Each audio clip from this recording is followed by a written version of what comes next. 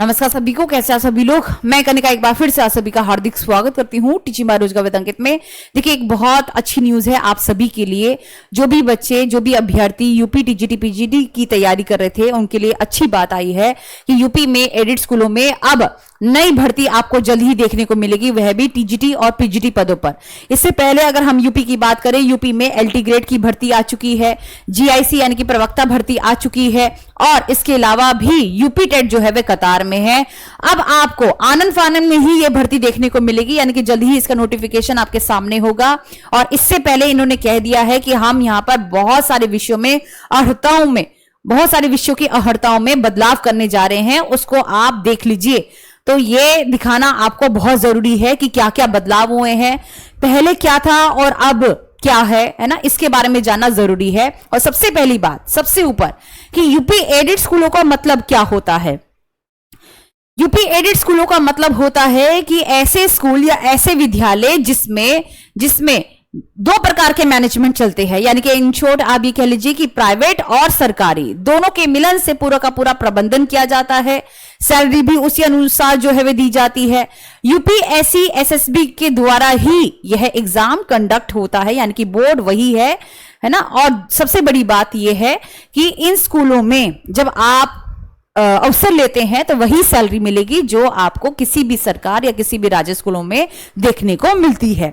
अब क्या क्या बदलाव हुए हैं इसके बारे में भी जान लेते हैं। देखिए, सबसे पहले कि टीजीटी लेवल की अगर हम बात करें, ग्रेजुएशन के साथ बीएड जो है वह जरूरी है। अब आप कहोगे ये तो पहले भी था, अब क्या बदलाव हुआ है। देखिए, ग्रेजुएशन के साथ बीएड तो जरूरी है, लेकिन पहले ऐसा होता था कि 45% भी चल जाता था, लेकिन अब जो नोटिफिकेशन नया आएगा उसमें यह अर्हता जो है वह मान्य कर दी जाएगी, है ना। जब आएगा तो और अच्छे से हमें पता चल जाएगा, लेकिन अब जो पता चल रहा है 50% जो है वह अंक आपके होने ही चाहिए। पीजीटी लेवल की अगर हम बात करें, मास्टर्स हो गया, पीएचडी हो गया, किसी भी लेवल पर अगर आपने मास्टर करी है या एमएससी करी है और इसके साथ बीएड किया है 50% के साथ, तब आप यहां पर क्या होंगे, ये मोटे तौर से मैं बता रही हूं, तब आप क्या होंगे, यहां पर मान्य होंगे। अब थोड़ा सा विषयवार जो है वह हम बदलाव देख लेते हैं कि विषय संबंधित कौन कौन से विषय में क्या क्या बदलाव हुए हैं, उसके बारे में भी थोड़ी सी हम जानकारी ले लेते हैं। तो सबसे पहले ये पूरा का पूरा जो है ये अपडेट है, या यूं कह लो कि जल्द ही इसके आधार पर आपको यूपी टीजीटी पीजीटी के नए पदों पर नोटिफिकेशन देखने को मिलेगा। पुराने पदों की बात नहीं कर रही हूं, उसका एग्जाम जो है अक्टूबर में होगा। ये नई भर्ती है, ये समझ लीजिएगा। तो क्या क्या होगा एक बार देख लेते हैं। ये टीजीटी लेवल पर है जो मैं आपको बता रही हूं। ये सारी की सारी संशोधित, लिखा है ना यहां पर, संशोधित शैक्षिक अर्हता। संशोधित का मतलब क्या है, जिसमें बदलाव हो चुके हैं, यानी कि इस आधार पर भर्ती की जाएगी। इसका मतलब यह है आपका हिंदी विषय।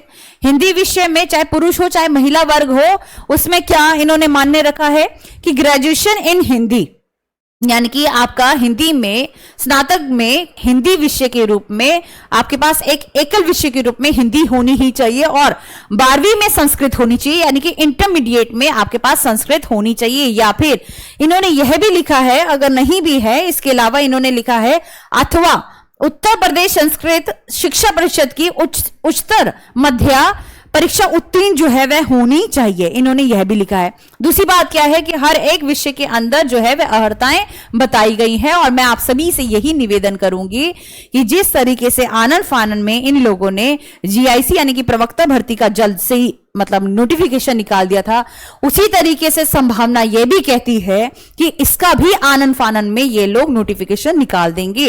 तो इसलिए अपनी अपनी योग्यता को पहचाने, आपके पास क्या डिग्री है, क्या डिप्लोमा है, या बीएड की डिग्री में कितने अंक है, इसको जरूर जान ले, और इसके आधार पर ही अब सब कुछ चलेगा।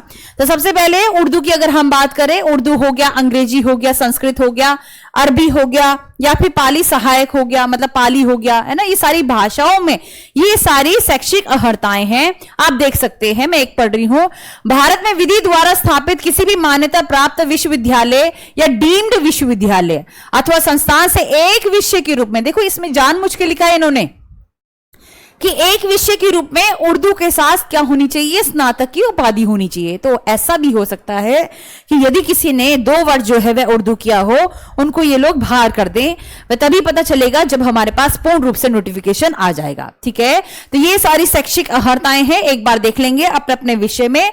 और इसके अलावा जो मुख्य तौर से मैं बात करने वाली हूं, ये देखिए ये सारी भाषाएं हैं।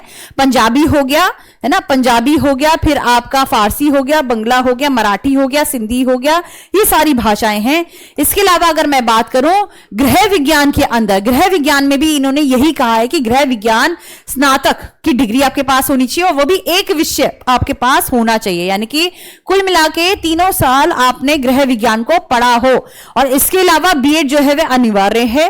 फिर सामाजिक विज्ञान की बात करें, यानी कि टीजीटी सोशल साइंस की बात करें, कोई भी 2 विषय जैसे इतिहास या भूगोल, या इतिहास के साथ राजनीति विज्ञान, या भूगोल के साथ राजनीति विज्ञान, या फिर राजनीति विज्ञान और अर्थशास्त्र, यानी कि ऐसे मल्टीपल कॉम्बिनेशन के साथ कोई भी 2 विषय हो, वह अपने 3 साल जो है वह पढ़े होने चाहिए, ये इन्होंने कहा है, ये ध्यान रखिएगा। क्लियर है बात। इसके अलावा और भी पद है, यानी कि और भी अर्हताएं दे रखी है। पद तो नहीं कहूंगी, अर्हताएं दे रखी है, क्योंकि पद जो है तभी हमें पता चलेगा जब असली में नोटिफिकेशन आ जाएगा। लेकिन ये बात जरूर मैं कहूंगी कि कभी भी कोई भी नोटिफिकेशन आता है उससे पहले अर्हताओं के ऊपर बात जरूर चलती है, इसलिए अपने अपने विषय की अर्हताओं को जरूर देखें और अलर्ट हो जाए कि अब जो है जल्द ही आपको यह भी देखने को मिलेगा।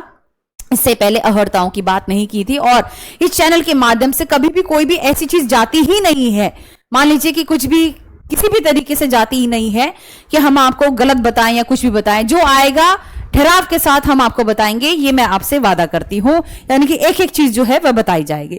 तो ये देख सकते हैं आप यहां पर, है ना। और इसके अलावा अगर मैं बात करूं किसके बारे में, इसके अलावा अगर हम बात करते हैं किसके बारे में, वाणिज्य यानी कि कॉमर्स के बारे में, तो कॉमर्स में भी यदि किसी के पास भी बीकॉम है या फिर उसके साथ बीएड है तब वह मान्य होंगे, इस बात का ध्यान रखें। तो अपने अपने सब्जेक्ट का जरूर देखिए कि क्या क्या अर्हताएं हैं या क्या क्या बदलाव है। बदलाव मुख्य तौर से अगर हम कहें, पिछले जब 2010 में जो नियम आए थे इन स्कूलों के बारे में, और अब जो नियम में बदलाव हुआ है वो बस इतना मोटा मोटा इतना कि समकक्ष जो है वह हटा दिया गया है। बीएड के साथ पहले समकक्ष शब्द जो है वह भी चलता था, लेकिन अब जो है वह हटा दिया गया है। इसके अलावा परसेंटेज में पहले 45% जो है वह लिए जाते थे, या फिर ऐसे अब जो है कह रहे कि 50% कम से कम होने चाहिए। बाकी फिर भी मैं कहूंगी कि जब पूरा का पूरा नोटिफिकेशन आ जाएगा तब आपको पूरी सूचना देखने को मिलेगी, लेकिन फिर भी अपने अपने सब्जेक्ट का जो अर्हता है वह जरूर देखें। ठीक है जी, क्लियर है बात। और बीएड अनिवार्य है, पीजीटी लेवल पर भी हो चाहे वह टीजीटी लेवल पर हो, दोनों में बीएड अनिवार्य है, जो कि पहले नहीं होता था पीजीटी लेवल पर। ठीक है जी, तो ये ध्यान रखिएगा। फिर यहां पर आप देख सकते हैं ये सारे के सारे सब्जेक्ट हैं, जिसमें विज्ञान है, इसमें जीव विज्ञान है, शारीरिक शिक्षा है ना, हिंदी है, ये आप देख सकते हैं। और इसके अलावा पीजीटी लेवल पर भी ये देखिए, ये पीजीटी लेवल के जो है वह पद है, यहां से पीजीटी लेवल के जो पद है वे शुरू हो रहे हैं। तो अगर आप 11वीं और 12वीं के अध्यापक बनना चाहते हैं, 11वीं और 12वीं के अध्यापक बनना चाहते हैं, तो उस केस में आपके पास क्या होना चाहिए, मान लीजिए हिंदी विषय है, तो उस केस में क्या होना चाहिए, हिंदी में स्नातकोत्तर और उपाधि, और संस्कृत विषय के साथ कला स्नातक होनी चाहिए, ये इन्होंने मान्य कर रखा है, तो इसको जरूर देखें। इसके अलावा अगर आप 12वीं के अध्यापक बनना चाहते हैं, पंजाबी हो गया, फारसी हो गया, बंगाली हो गया, एक बार मैं यही कहूंगी कि अगर आपका ये विषय है तो एक बार जरूर नजर मारे कि अपने अपने विषय में क्या क्या जो है अर्हताएं होनी चाहिए। बहुत इंपॉर्टेंट है, आपने इतनी पढ़ाई करी है किस लिए करी है। मान लीजिए अगर ये टेक्निकल चीजें होती हैं बहुत, और कभी कभी क्या होता है कि हम इन्हें ही मिस कर देते हैं। और अगर मान लीजिए आपने बहुत अच्छे से, आपको ज्ञान भी है, सब कुछ है, लेकिन उसके बाद भी अगर आपके पास कोई एक यूं कह लो कि कोई डिग्री नहीं है, या 3 साल अगर आपने नहीं पढ़ा है, तो ये सब कुछ वेस्ट हो जाएगा, सब कुछ वेस्ट हो जाएगा। तो इसलिए जरूर देखें।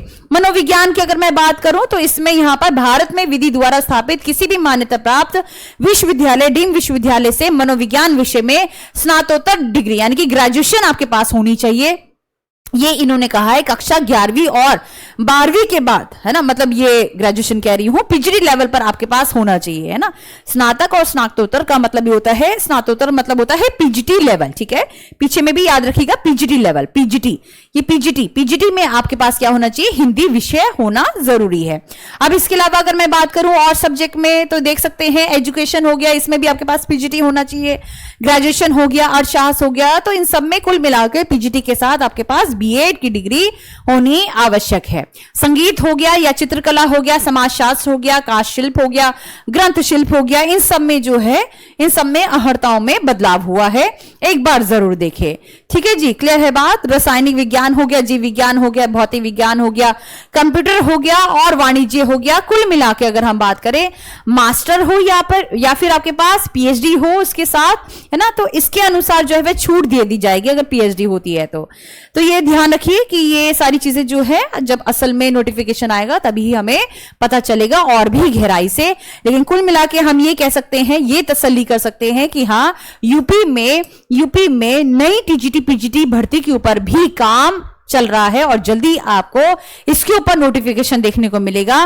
तो अपनी तैयारी बढ़िया रखें। मैं कहती हूं सारे एग्जाम आपके लिए बहुत बहुत बहुत इंपॉर्टेंट है, चाहे फिर वह कोई भी एग्जाम हो, मतलब ये अपॉर्चुनिटी के रूप में समझिए, क्योंकि इतने सालों बाद यदि कोई अपॉर्चुनिटी आ रही है तो उसको हम जाया नहीं कर सकते हैं। तो एलटी ग्रेड हो गया, ये यूपी टेट हो गया, इन सब पर अब तैयारी करने का समय है। पहले तो एक ऐसा हो गया था, सूखा पड़ा था, लेकिन जब पानी बरसा है तो क्यों ना उस पर फल जो है वह उगाया जाए। तो इसलिए आप अच्छे से जो है वह तैयारी बनाए रखें।